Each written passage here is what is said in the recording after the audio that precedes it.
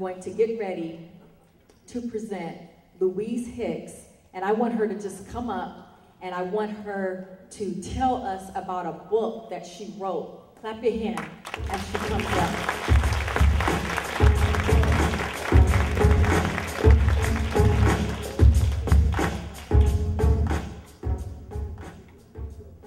Hello, everyone. I'm Louise Hicks of L. Hicks Consulting Services. Can anyone tell me, what do you see in my hand? Isn't that amazing that each of us can see something, but yet it can be seen as different to each of us? You see a book. That is true. I see a vision. My vision.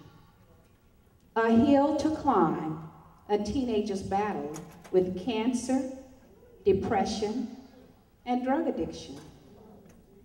This is a book that I authored last year. It's a story of my son, a true, inspiring story. Davy, who was diagnosed with cancer at the age of 14 and went on to battle depression and drug addiction. I provide a heart-wrenching story of my struggle. As I heard Yolanda speaking, I thought about myself as a parent 14 years ago when my son was diagnosed and went on to battle the depression and the drug addiction.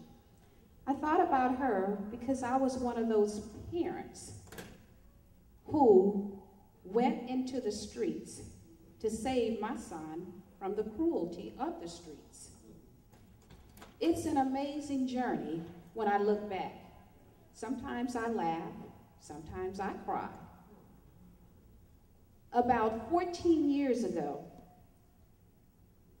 I picked up this little tablet. It was 1995, the first time I journaled in this tablet. Through frustration, through fears, I started writing. I started writing about the journey, the challenges that I faced as a parent. Can you imagine what it may be like if someone came to tell you that your son has cancer at the age of 14? It was devastating. However, that did not mean the end.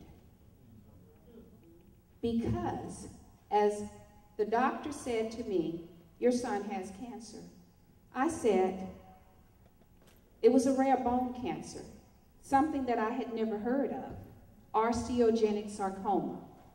At that moment, I thought, my son has cancer, but this is not the end. I will figure out how to tell him and share with him this cancer. But at that moment, I had no doubt that my son would survive. Today, as I stand here in front of you, it is not by chance, but for a reason. When this book came out in 2010, January of 2010, I began to realize that I had a calling. When I say I saw a vision, at the age of 12, I sat on my grandmother's porch in Shreveport, Louisiana, where I was born. I had a vision that I would be a best-selling author one day. That vision didn't manifest itself until 40 plus years later. However, I never forgot that vision. So as I stand here today and share with you this message, it's not about where you've come from. It's about where you're going in your life that really counts.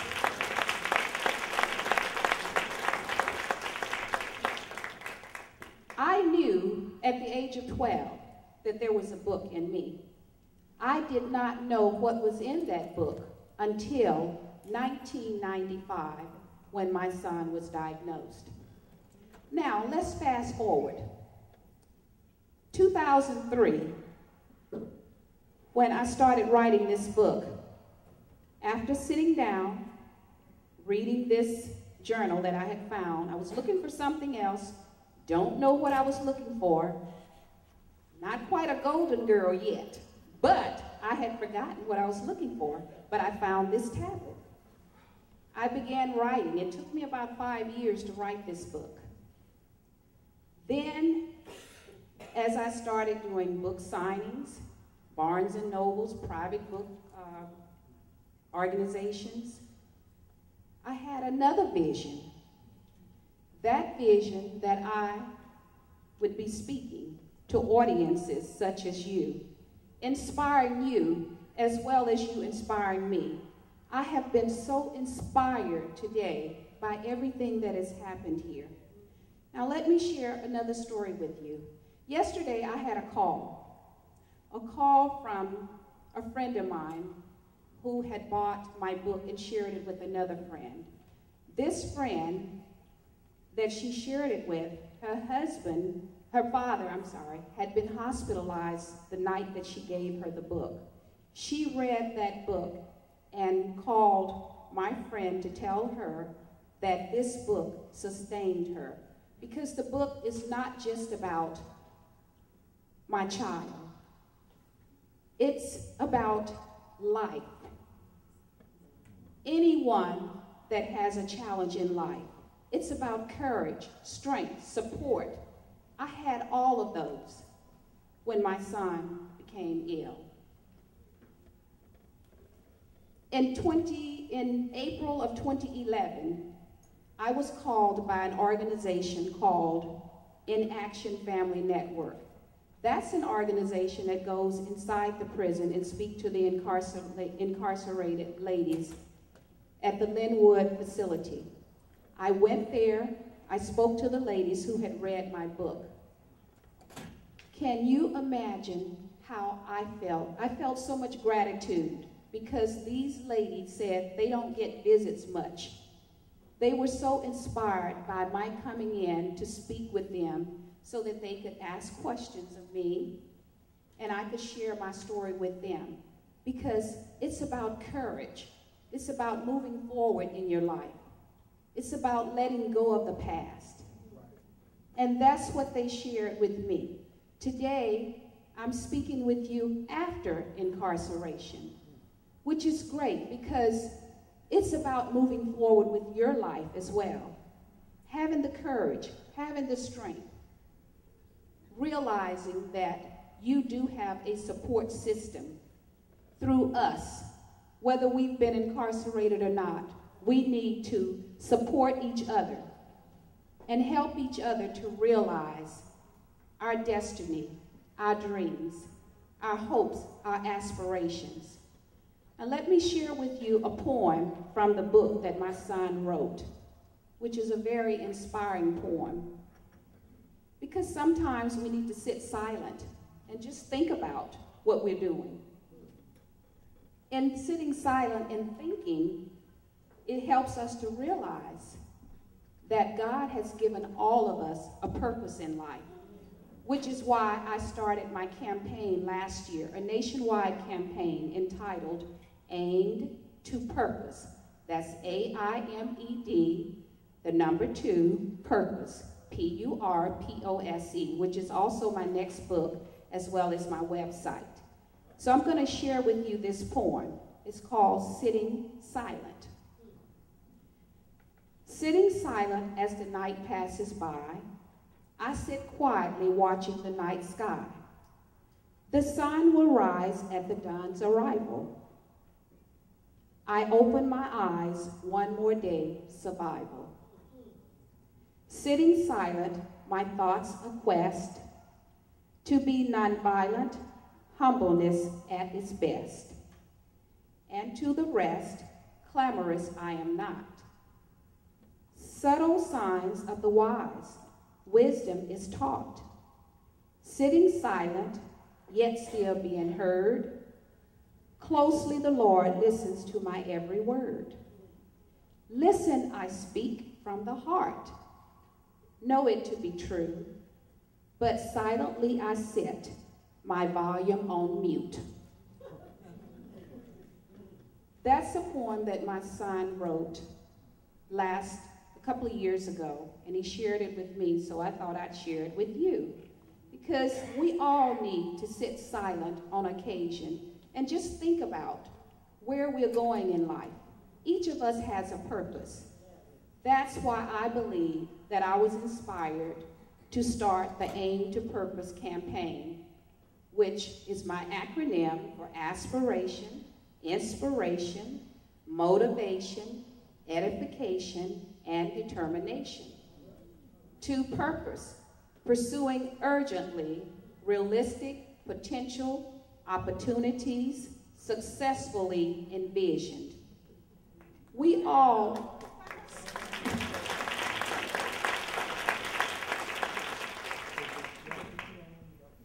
All of us have a vision. All of us have gifts. Some of us have several gifts, several purposes in life. As long as those purposes and gifts are positive and keep us on a positive path, that is really what counts in our lives. So that is why it is so important to keep the mindset of a positive person. Surround yourself with positive people.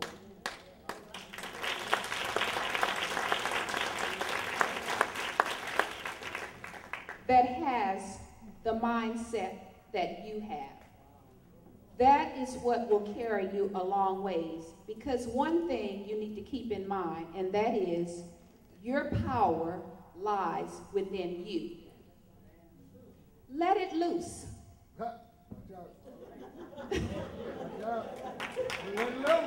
Let it loose. Don't be afraid. Fear is what holds you back.